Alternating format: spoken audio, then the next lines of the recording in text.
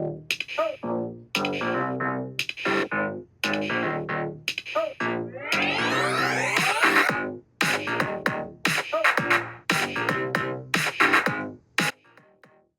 there, beautiful souls. I'm Colynn Hlokoff. And I'm Meridee Hlokoff. And welcome to Spiritual Sisters with Sass, the podcast where two sisters with a passion for spirituality and a touch of sass come together to explore the exciting world of self-improvement.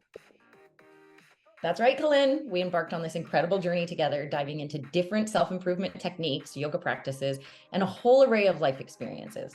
Yeah, and through it all, we've managed to create lives that are abundant, happy, and constantly evolving. It's been a wild ride, hasn't it, Meridee?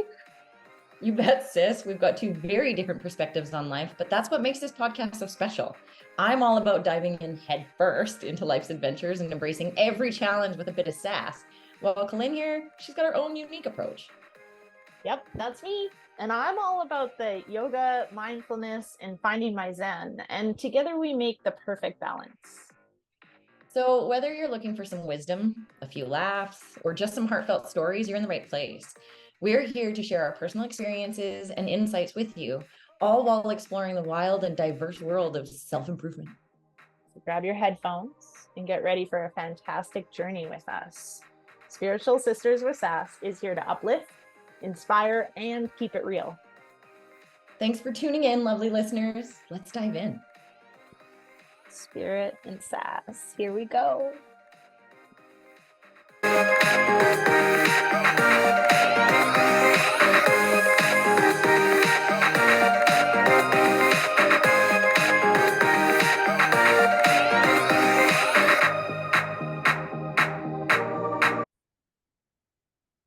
All right, so welcome everyone, and thank you for joining us on our podcast, Spiritual Sisters with Sass. I'm Colynn, and this is my sister Meridee. And today we are sharing about some of the agreements that I use as a base or a foundation for any type of group or training that we do together. So Meridee was just a part of a hybrid teacher training that we have concluded like last week. And we're looking at the agreements set in place so that people can feel safe, but also that we have like less drama. So coming from a place of experience of running and facilitating so many group programs, it's pretty hard to keep people happy. So I have these agreements that allows people like a safe space. And of course, when I introduce them, most people are like, shocked. And then when we dive into it, it's like, oh, it can be really clear on like what there is to learn from that. So Meridee, you were just a part of like she was a little bit busy for the online portion of the hybrid training. So I sent her videos to complete on her own. And she was welcome into the space of the retreat in person where we really got to act out those agreements on the daily. So Mare, what was your experience of like being on retreat? Also with your sister facilitating. So it was kind of awesome. It was like when I started this whole yoga teacher training journey, it wasn't for certification. It was more, I want to get to know more about myself. And what better way than to do that, especially because of the way that yoga works. And just for those who don't know, yoga is not just the asanas, which is the postures, which is the physical practice. That's one aspect, one limb of the 8 limbs of yoga. And within that, we learned, especially in the hands-on one and the face-to-face, was we learned about the kleshas, which are the reasons that you're suffering. And then we dig into the 8 limbs of yoga, which is the way out of suffering. And in that, just in that alone, there was so much I learned about myself. But being in the hands-on part of it or the face-to-face part of it, I really got like we dug in pretty freaking deep. And we talked a lot about, like emotional things and how all of these, things come together and how yoga really is the answer. And all the while, I'm also reading this book called Abundance by Deepak Chopra. And it's about abundance, of course, but it's about money abundance, abundance in your life. And he talks entirely about yoga with a capital Y. Oh, here we go again. Yoga with a capital Y, which is the 8 limbs of yoga, and yoga, which is the physical asanas. And so in that, I actually got called out during our teacher training, and she was like, let's go back to look at these agreements. And we did discuss the agreements when we first started on the online stuff. And then to be in there, one of the agreements is don't coach other people. And I'm making a face right now because it's really hard for me not to coach other people. That being said, I've gotten way better at asking for permission before I just step on toes. Also, in that coaching of these other people, there was a lot of asking me to coach them, asking for my opinion, and then still being called out because that's not part of what the retreat is about.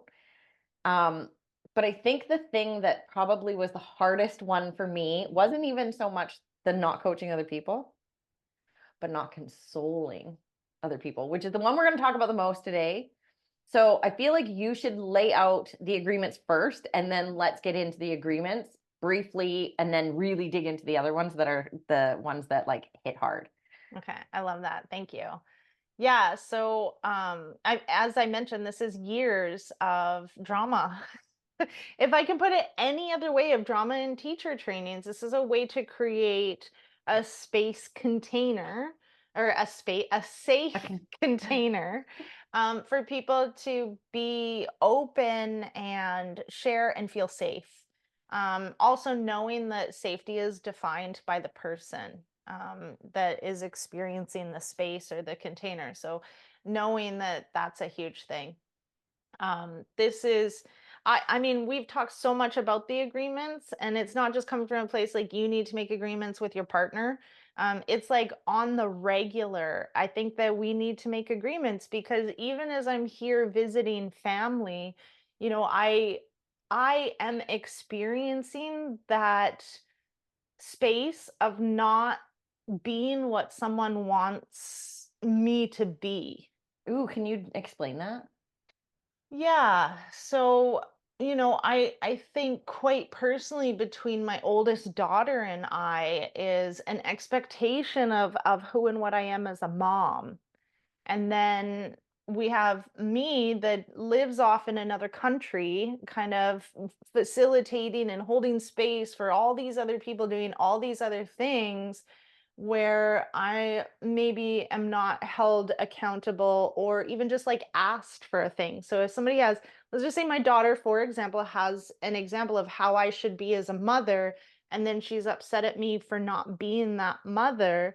The unfortunate part is that we haven't had like a conversation or made agreements of what she needs from me as her mother.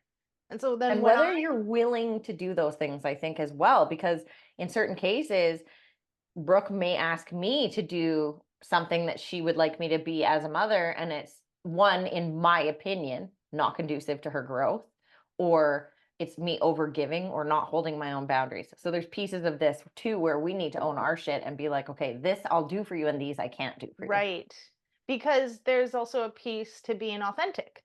So Yes. even in our conversations, when I'm saying, how do you need me to show up for you?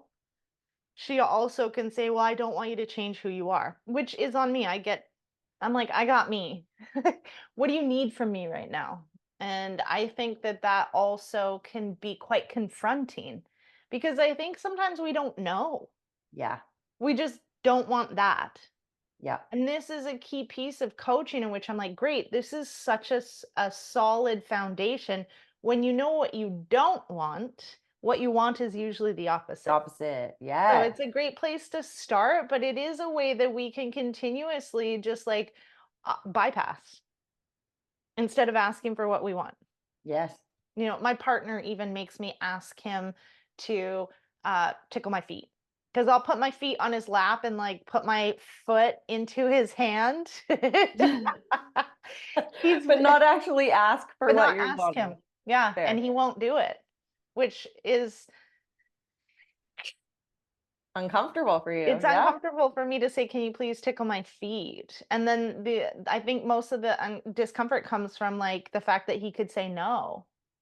because Mhm. the rejection is what I feel is a huge, I don't, I say I, but I think it's in general, but I'm going to speak for me. It's a constant thing that I'm worried about. So then even I like this idea of like even asking for sex, right? I'll get mad at Yeah. my partner for not initiating it. Excuse me? Like My if you want expectation is it, that you're going to start it yeah, because I yeah, want it, even though we've yeah, had zero communication yeah. about what that looks like. Yes, yes.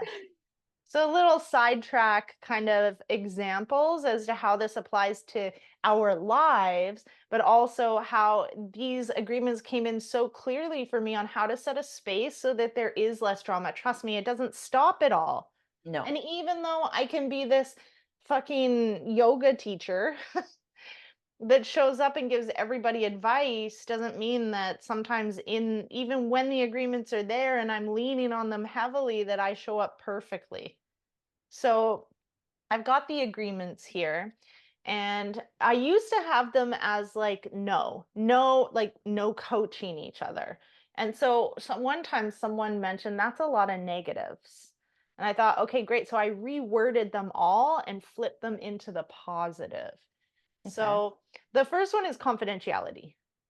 Like, Yeah. I mean, that one feels pretty clear. What Yeah. goes on in yoga teacher training stays in yoga teacher training, right? I also think it's important in our lives to have a conversation around like what gets shared.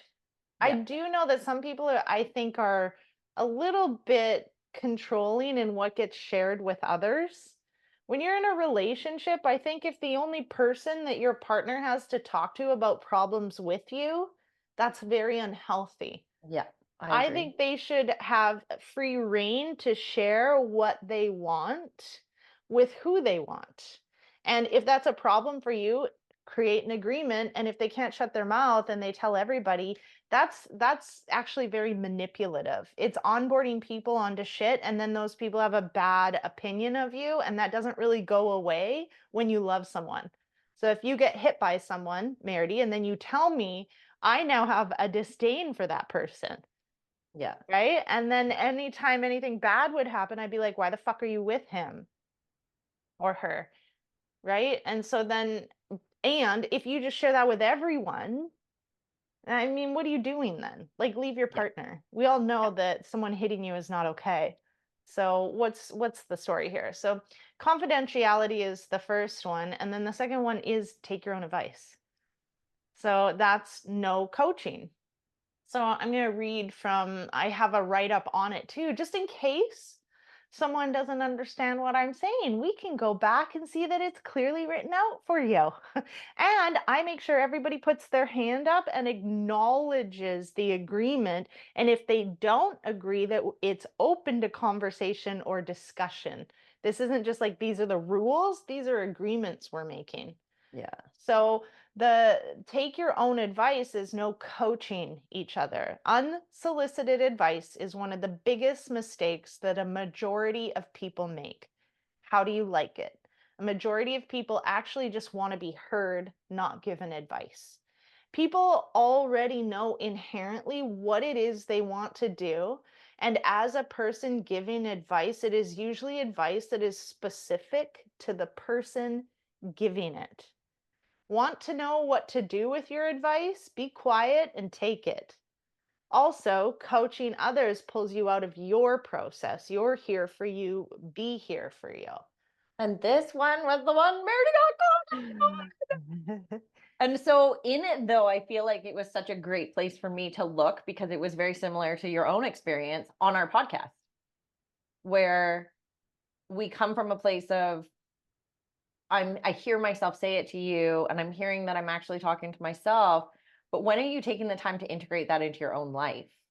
And so she called me out on it and was like, so where are you integrating it? And I was like, and I just kind of sat there because in the moment I'm giving it. And she was like, but how? Because then you're not creating safe space for anyone else. And I was like, ooh. And then to sit and think about like, when am I actually sitting with this by myself at home in a quiet time to really take the information in? Oh yeah, I'm not. Do you meditate on it? Not on that specifically. So like literally it was like an eye opener for me, because this goes back to when Lynn and I were talking on the podcast, and I was like, hey, like every time I ask you to dig further in, you spin it back around on me, which is your coaching.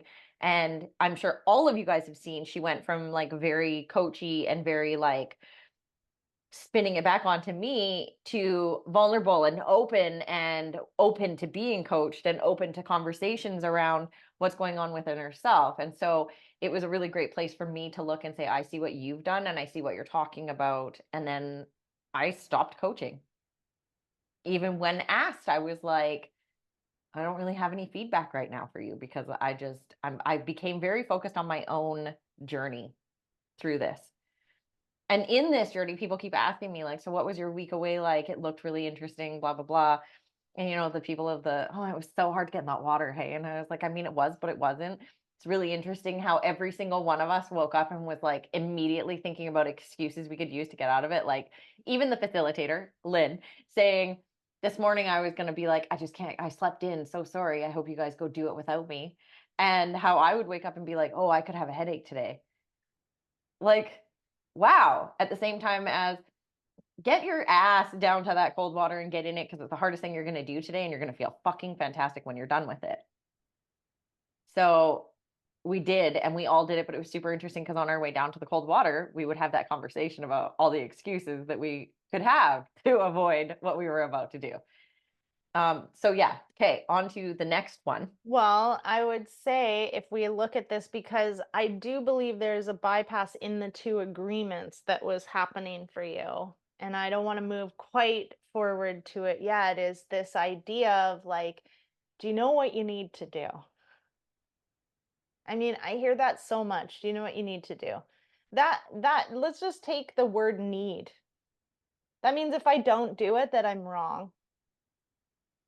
I was just reading this, actually. Deepak talks about it in the abundance thing. And he said there's a very big difference between what you need and what you want. And just because you want something doesn't mean the universe is going to provide it, because it's not what you need in your life. Right. So again, coming down to like that acknowledgement of what I actually need versus what I want. And 90% of the time, what I want is not what I need. And what I Right. need doesn't always feel good when I get it. Right. And so, I mean, there are options, like, you know what you could do here, or what I would do, that's coming from a completely different place of like owning the responsibility of the advice that's being given. And so, first and foremost, I often find giving advice to be a waste of time, because I find that most people don't listen to it anyways. They will take up my time and ask me all these questions, but then like not do anything with the information. So why do we even like have that conversation? And then the other piece is based on your lens. That's where you're giving advice from. Yeah. So all the experiences that have ever happened to you in your life is how you're giving advice. So if someone's in a relationship and their partner's cheating on them, you know, based on your relationships and your version of cheating and what's happened with you in your life with cheating, that's the advice you're going to give somebody else. So, you know, the advice that both Meridee and I would give to someone could be very different, right? I have cheated. I have known that that comes from a place of, first and foremost, people pleasing. Secondly, like, and that's not being honest. The people pleasing, not being honest. And then from a place of also trying to be honest, but not being heard, which is also on me. Like, I'm taking full responsibility for the situation. And it happened because I was incredibly unhappy for many years. And I just needed somebody to fucking want me as like a woman, not a useless skin around the vagina, or the chick that cooks and cleans and takes care of the kids and then is a plug-in at night and in the morning every fucking day for 10 years. Like, see, and for me as well in this, because I was the one being cheated on, not the cheater, because I didn't actually cheat on my partners. I, being the person being cheated on, those things felt like then you should have left me, or see, so this is where our perspectives are different, is because she was one of those people that was contributing or cheating, and I was the person on the receiving end of being hurt by the person cheating on me because I wasn't giving them what they needed. And what I just heard you say was that you needed this validation, and now doing the work, we realize that the only person that's going to give that validation is yourself. Yeah. And you have to start to become a conscious person to be able to start working on these things, because you don't have to, you can be. I feel like the only way, for my opinion on this, is that the only way for me to work on those things is for me to become more conscious of my own behaviors. So in that, I wouldn't have been like, let's talk about that. This was what, 15 years ago that was the case for you. And 15 years ago, we were not necessarily doing this work. So you were unconsciously doing these things, not realizing that what you were looking for, and that what you were looking for could only be fulfilled by yourself. So you And kept looking at it yet, in other places. those things led to where we are now. Yes. And there's so many levels of consciousness, right? It's not like someone's just awake. There's so many levels of awakening. I was once shown a really cool diagram, which comes back to the flower of life, that I would love to share. I can just fucking do it right now, to be honest. I'm just gonna Diagrams share. are hard for the people not on YouTube. But Oh yeah, you're right. I won't do it. Never mind. You're right. yeah, That's but okay. I find that, yeah, that there's like these different levels of consciousness, these different levels of awareness, Yeah. is another way to put it, is our growing. That's how we grow. Yeah. That's the stepping Yeah. stones that we take. Yeah. And yeah, I needed to experience everything I've experienced in my life to become the person that I am today. Yeah. And I mean, there's different levels of cheating, you know? At some point, were you ever talking to another person while you were married that you Yeah. were interested Not in? that I was married, but while I was dating, while I was in a committed relationship. You were Yep. married. And he felt, You were married. oh, are you, oh, you're talking about my psycho. Yes. But we don't have to get into it. I'm just saying there's different levels of all these different things that we can bypass and push off without looking at it like, oh, well, that's also considered cheating. And some people are like, emotional is worse than physical, and Yes. blah, blah, blah. So there's like, right. And then you can defend that. And then, so it's like, yes. And it's pretty easy to be like, what a piece of shit, just leave them. Yeah. Right. And Yeah. that comes from a place of like, okay, but in the same situation, are you going to do that? Because even when you're coming from your own lens, often we don't take our own advice. So we're giving ourselves advice constantly, because that's who you're coaching to when you coach other people. Mm-hmm. And the bypass in that is that you don't have to take it because you're telling other people to. And if they don't take it, well, then they're idiots. Yeah. Right. Right? Instead of sitting in it and being like, oh, here's all the other ways that I can own my experiences of cheating in my life, and then heal and grow from that. Instead, I'll just bypass it on to everybody, and then they can be idiots. So I love that. So then that also goes to agreement number 3, which is hold space for others. And the old agreement was no consoling. So I'm just going to read the write-up that I have here, okay? When looking at the energetics of handing somebody a tissue or placing a hand on someone to comfort them, it really is an energetic motion to stop. Even though people are not quite aware of it, the idea is to dry one's tears or to stop one from crying. The idea is usually that we are uncomfortable with other people expressing their emotion. So our consoling often unconsciously comes from a place of our own discomfort. What would it look like to allow someone the space to express without you trying to fix it or make them feel better? They don't need to feel better. There is nothing wrong with feeling in general. Also, are you asking for consent before touching, and do you not trust that the person can ask for a Kleenex for themselves? So this one is the one that I really want to talk about today, because this one came to me. We had this one in the retreat that you and I did. the first time, and it was so uncomfortable. And for me, it's not the discomfort necessary. I want to say it's not, but I guess it is. The discomfort of seeing someone else in pain and wanting to help them with their pain. But what I've come to realize is that when I'm trying to help you with your pain, I'm pulling you out of the feeling of feeling your pain. And the whole purpose of feeling is to feel. So we're supposed to sit in that feeling and feel it. And if someone tells me it's okay, you've got this, suddenly I'm going to shut off the feeling and feeling because it's okay. I've got this. Where I'm the one time I might actually take your advice. Yeah.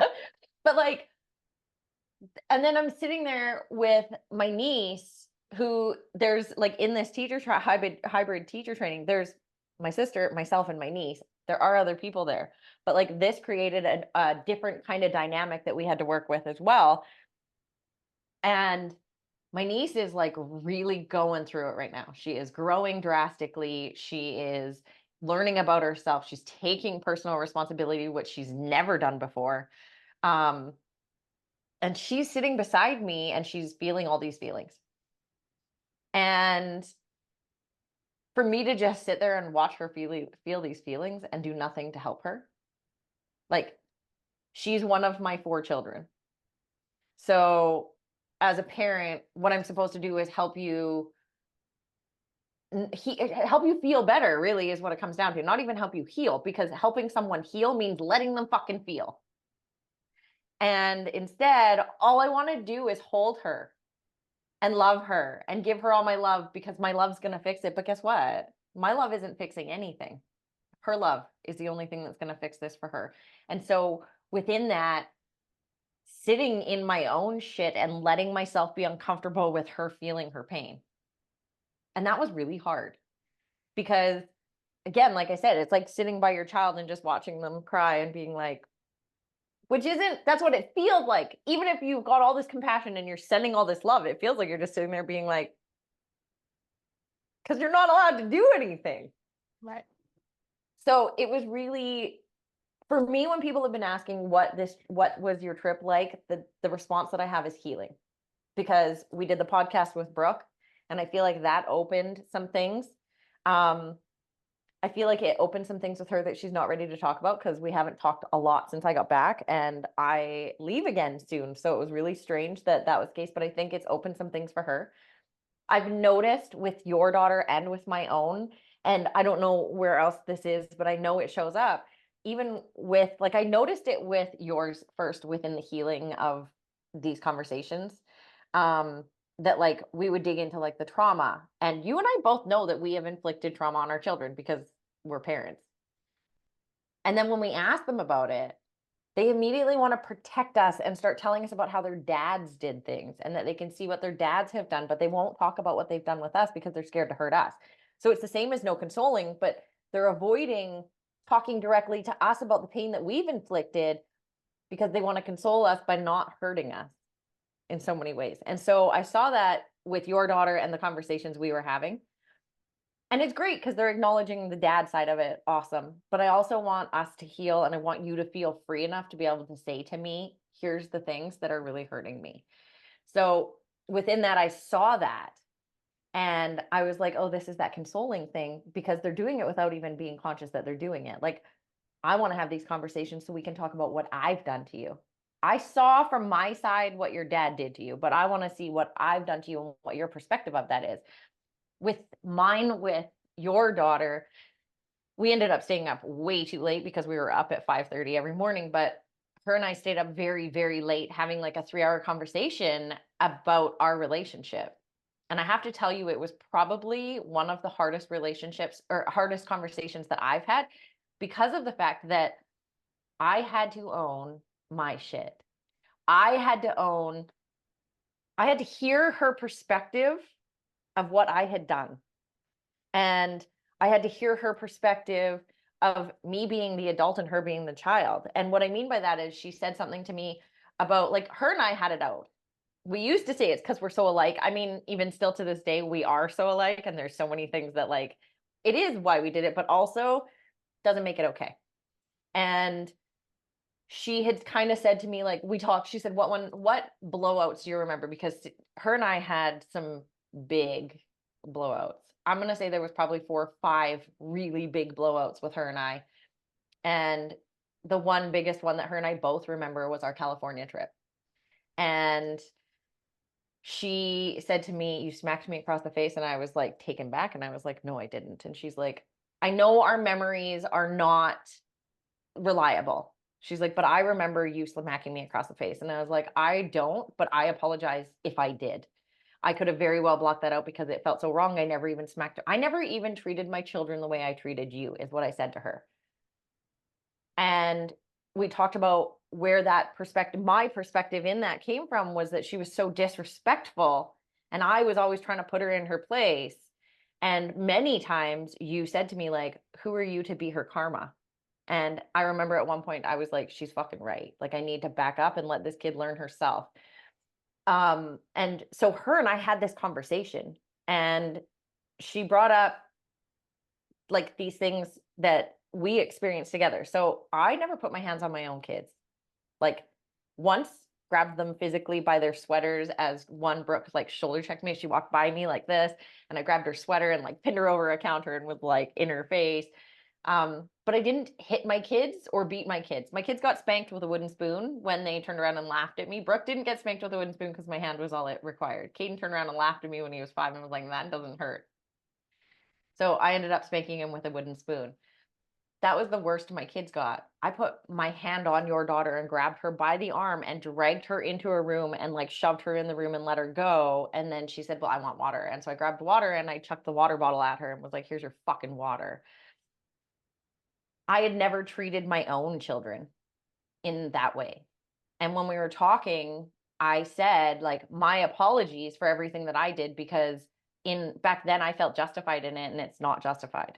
It gave me a chance to really come from the adult perspective and see my own relationship with my mother, even though I'm not her mother. It gave me that chance to have that perspective of like, right now is my chance to own my shit and apologize for what I've done wrong, and allow this child, even though she's not a child, our relationship is adult child. It allows me to heal this relationship with her, validate everything that she's saying, apologize for what I've done to her, and let us heal moving forward. And I saw how hard it was for me to own that shit. And then understood, okay, so my mother can't own that stuff, and that's okay. But I'm choosing to consciously heal the relationship that I have with my niece because it's so important to me. And to hear her say things like, I knew I could shit on you because you'd always love me, but then when you would shit back on me, I felt like you didn't love me.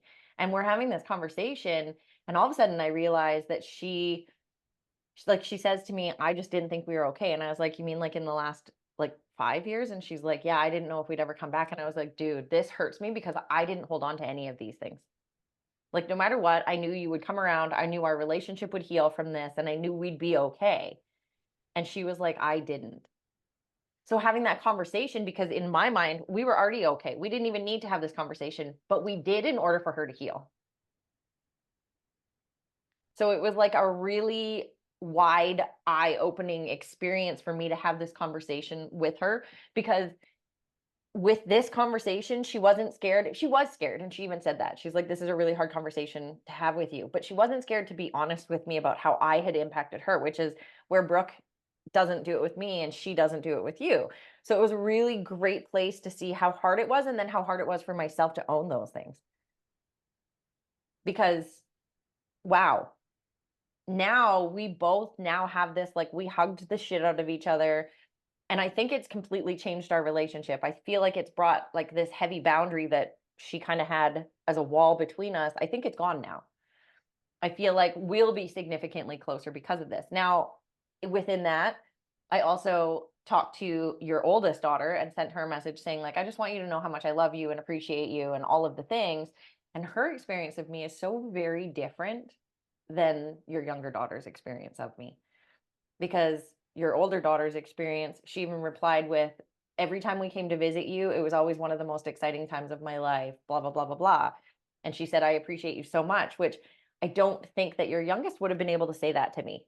I want to say now she openly says it. She even said to me while we were talking about it, she said, "The probably one of the funnest weeks of my life was the week I spent at your place with brook and almost killed myself eating a nectarine or pit.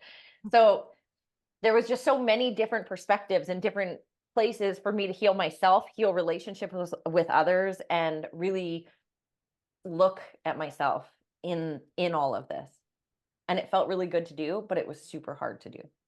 So if we go back to how you use coaching as a way of consoling, and really how coaching is a way that you can bypass your own healing, right? If you're just there coaching everybody, you don't have to really actually go deep into it because you're just telling everybody else what to do. And sure, yeah, you listen to it, but you really don't, because you're so busy telling everybody else what to do.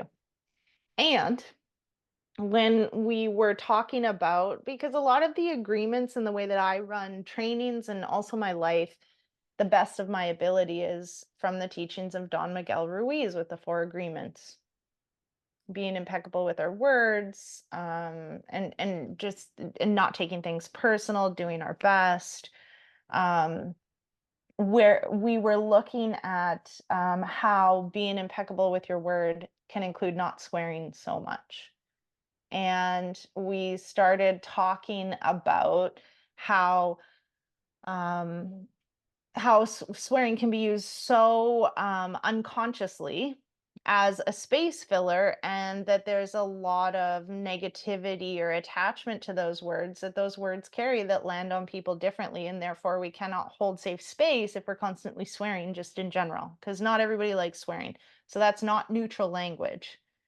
That's actually very charged language. And as I mentioned, people don't feel safe in that space. So we were talking about that. And one of the days, the last day when we were going down to the lake to jump in, Sari said, "Last day, bitches." And I was saying how that was like an unconscious use of the word, and how that could be, exclusive. And Sari's reaction, which is often a very big ego reaction, not Sari's reaction, just like in reaction to things that people say that we don't always agree with. It's like, well, I don't want people like that around me then. And I mean, I hear that, and it's a bypass. I said, can you see how you're bypassing and actually just avoiding, maybe changing your language? And we didn't. And Until the yeah, person that was see, do you there. hear her? We didn't. So Meridee immediately jumps in there and starts defending Saren. So she's consoling her and coaching at the same time. Like she's jumping, but Saren is saying this, that, and we're like, yeah, no, we get it. You're coaching. Stop it. She's trying to ease the discomfort for Sari. And by doing that, then Sari has like someone on her side and then won't look at it from a different perspective. And so sitting right beside her was another participant in the teacher training that said, "I'm one of those people. And you love me, don't you? And do you want me in your life? Well, you're just saying that you don't by dismissing it so abruptly, like, well, I don't want people like that in my life." And we're also saying, Meridee, stop. Because she's jumping in, trying to get like Sari's point across for us to hear. So she's literally consoling her through coaching as well. And so I was like, let's just look at this whole thing that's going on here. Because it is really about like, yeah, Meridee wanting to save Sari from her own discomfort. And that's the piece, is like what I've learned through the Yamas and the Niyamas by Deborah Adele, a really incredible book that talks about the first 2 limbs of yoga called the Yamas and the Niyamas, things to do and not to do, to have a meaningful and purposeful life and stop struggling and suffering. In it talks about like we have to trust people to be able to take care of themselves. Like literally everyone right now, there's 8-9 billion people in the world, and they're all living out their lives. And what are people doing? They're judging everybody else for the way that everybody's living their lives. Like, better, like you do any better. Like, and if you think you do, I can show you 27 places where you're not doing better. And maybe even the person you're judging that's homeless on the road taking a crack hit, like they probably do something better than you do, like even if it is smoking crack, right? Like there's this judgment is such a way to continue to suffer, because really it's only ever a projection of the judgment of self. And so we run around wanting people to not be who they are. And then we get pissed at them for being who they are and think we have any influence on how anybody lives their life. And when they don't listen, they're a narcissist and they can get out, period. And that is not a way to grow. That's so unconscious. It's so unconscious. I encourage, and I'm just getting like heated here, for people to stop calling other people narcissists. Stop it. It's not We all have cool. narcissistic traits. We All of all us. are narcissistic. It's inherently the ego. The ego is a narcissist. And Yeah. that's why, you're alive right now. So stop it. Just because somebody doesn't agree with you. And sure, there are people out there that have narcissistic personality disorder. That's a disorder. That's a mental illness. That's a personality issue. So, like, have some compassion. It's not an excuse that somebody's bipolar and so therefore they are terrible. Like, or you can't have a relationship with them, or that's the excuse that they're such an asshole. Like, holy, I'm like really in it and I mean, feeling. also it can be the reason that they're such an asshole. Sure. But so, you know what? I don't know anybody that's not an asshole. That's the thing. Like, I don't. Yeah. I've It's seen called you be our an shadow side. asshole. It's I'm an we're asshole. yep. My kids can be assholes. My partner can be an asshole. Like, I just think that it's like this projection. If we stop like looking out and started looking in, another limb of yoga. Oh my God. Yeah. It was definitely very eye-opening, because in that moment of Siri saying like last day bitches, I was like, Yep. I totally understood where she was coming from and why she said it, because like that's like I call my best friend a bitch all the time in a loving way. And if she had been called a psycho bitch her entire life or any of those things, it would impact her in a different way. And a lot of us don't have the balls to say, hey, so that word really hurts me. And that word is really hard for me to hear you call me. Because much like Siri, we blow it off or try and turn it into the positive, when at the same time that word can trigger both things in us. I just want to say So it was balls are really super tender and can't withstand anything. So I it's don't want definitely been balls an interesting. to do anything. It's ovaries that are really tough. Yeah, a vagina gets beaten and just keeps on going. So we could talk about that. But you said if we just had the balls to, that's where I was like, I mean, we just don't I know, talk about the things. I know. And that's the part that I feel like we all need to work on the most, is these hard conversations. Yeah. And being willing to have a hard conversation, knowing, and this is the thing that we talked about with even with you, the first limb of yoga is ahimsa, isn't it? Yeah. Is that the first one? Yeah. Nice. Yeah, it's ahimsa, Non-violence. and that is nonviolent. And the second one is honesty, and this is where Lynn Well, would be truthfulness. spiritually truthfulness. Truthfulness. Yeah. And yeah, because honesty can be my own truth. Now, Honesty that is being different. said, Yeah. in that, part of the conversations that we've had is Lynn would not say her truth because she didn't want to be violent, because her truth would hurt someone else. So she would spiritually bypass her own truth to try to live up to limb one, but limb one and limb two need to go hand in hand. And the side effect of someone being hurt by my words is their own experience. My words are my own words. These are my hard conversations. This is how I feel, and how you feel is yours. So having that hard conversation that people are so uncomfortable with, because it may hurt, doesn't mean you should be doing, like, it doesn't mean that your truth is violent. Your truth may just not feel good for someone else. And that's the huge piece of not consoling, is like really recognizing that in order to heal, we have to feel. And that it's really important that people are trusted to just take care of their own lives. Because that's a lot of work to run around trying to control everybody's outcome. Like, good luck with that. And just let me know how and that's going for you. yeah, like if we aren't living the perfect life that you're telling someone else to live, how are you telling someone else to live that life? So that's where that integrity, and what do you call it? Something with your words. Being impeccable. So that is being impeccable with your word to me, because impeccable with your word means integrity. It means living what you're speaking to somebody else. Are you, like, for a perfect example is with me, I own an addictions company. I'm helping people with addictions. So if I'm in active addiction, then I'm doing the opposite of what I'm telling people to do. And I see that in life everywhere right now, where all these coaches are telling you what to do. But if you were a fly on the wall in their life, you would be like, look here, you're telling me how to do all these things and you ain't practicing any of them in your own life.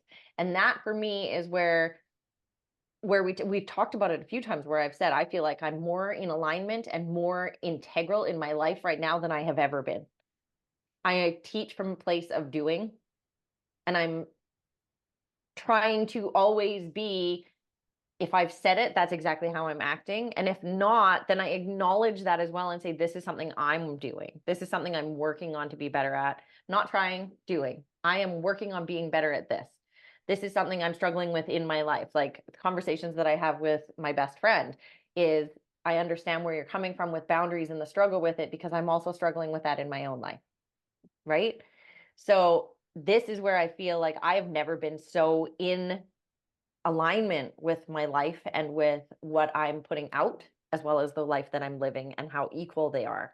You're smiling. What is that I look am, about? because in my head, it's like also by being so in alignment and integral, it's calling in more places where you're not in alignment and you're out of 1000%. integrity. It's amazing the layers and the depth that we can go into when you're able, because if you're pointing your finger at anybody, I just want you to notice that there's three fingers pointing back, like always. So shut up. Stop. Like, stop telling someone else or judging someone else. No wonder your life is shit. Now, can we talk about the definition of judgment, because this is also a really great one that I found. And then I also want to talk very quickly about the doubt thing. So, definition of judgment So is non-judgmental. Non-judgmental is when you don't express your opinion. So judging is expressing your opinion, meaning that thought can go through your head, but when you say it out loud, you're now judging. Yes. So I feel like if it's in my head and I've said it to myself, I'm still judging, but it gives me a place to look at myself. Yeah. Now, I want to talk about the doubt part, where having this conversation or telling you how to do something means that I don't believe in you enough to take care of your own life. Yes. It also comes down to, in the book that I've just given to Lynn, and I actually just had my best friend buy as well. It's called Worthy. I've talked about it a few times. In there, she talks about whatever you want to call God, universe, spirit, the space that fills between, Jesus, whatever it is to you. When you doubt yourself or others in their lives and what they're creating, in your own life and what you're creating, and you start doubting that you can do the things that you have said you want to do, or any of these things, you're actually doubting your God. You're doubting that you were created perfectly, and that out of the 1 in 9 billion chance that you got to be here, you're not enough exactly as you are. Yeah. And that part for me, doubting the universe. So the universe knows everything. It knows all. It experiences all of the things, but I'm going to know better, and I'm 1 in a billion. Yeah. That just does not feel right.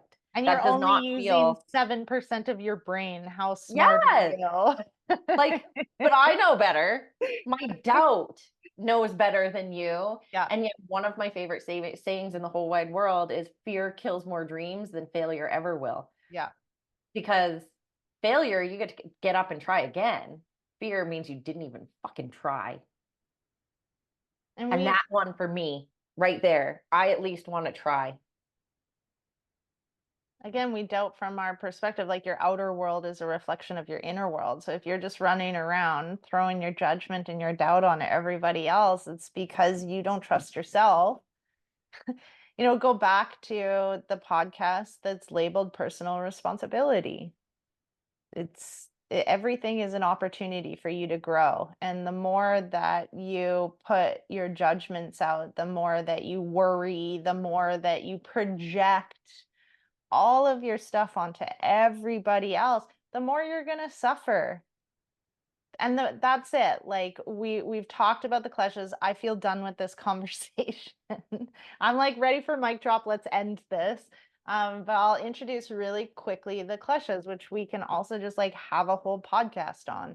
The clutches are the reasons that we suffer. And the very first one is because you are ignorant. And what are you ignorant about? You're ignorant about who you really are. Right. Which And is the God. idea is within yoga is that you are part of the universe, you are God. And so if you misidentify as your ego, which is the second klesha, then you're going to suffer. And when you identify with the ego, then you attach to material things and feeling good, and you're averse to feeling bad and losing stuff. And therefore you have fear. And so there's your 5 reasons for suffering. You forget who you are. So you misidentify as your ego, like this personality that's called your name. And therefore quickly in that one with the ego, my coach and I had a conversation about this because in my mind, there was like this, my ego is like my inner child. What is this phase? I'm like, I want to be done. Just quickly, let's talk more about this one. Sorry, but this just feels like something we need to talk about, is that my coach brought this ego thing up and said to me, like, I thought it was my inner child, and I felt like it was like this nasty, the bad side of me. And what he said to me was, what if your ego is just the thing that attaches to labels? And that made it so I could have some more compassion with my ego as well. I mean, you hate your ego, then you're just going to keep struggling. It's just like, Yeah. stop identifying as it, because when you do, then you attach to labels. You are averse to labels, and then you're fearful of labels. Like there's and I feel I was at you for a minute because I'm like, I am done. So I'm just owning that in that moment where I'm like, fuck, I don't want to talk about this anymore. So clearly I'm feeling exhausted. Mm-hmm. This has been a lot. It's been a lot. I came here to run a fucking marathon. And then I ran between family members and a lot of drama within the family members of their own struggles, and then held space for a teacher training, and then came here with my oldest daughter in the last little bit of like also just like holding space, and found out that I'm going to be a grandma, which is awesome. And so it's been a lot, right? We told her dad the other Okay, so he day, knows and that now. was a lot, right? It's not like, oh yeah, you're pregnant. It's like you've made a huge mistake. So Yeah. thank you for also just like understanding my humanness, and thank you everyone for being here. Are we cool to end? Yeah. I'm Bye, clearly everybody. done. Thank you, guys. And I'm asking for what I want. So thank you Yeah. everyone for listening, and Meridee, and yeah, we'll Okay. see you next week. Bye, guys. Bye.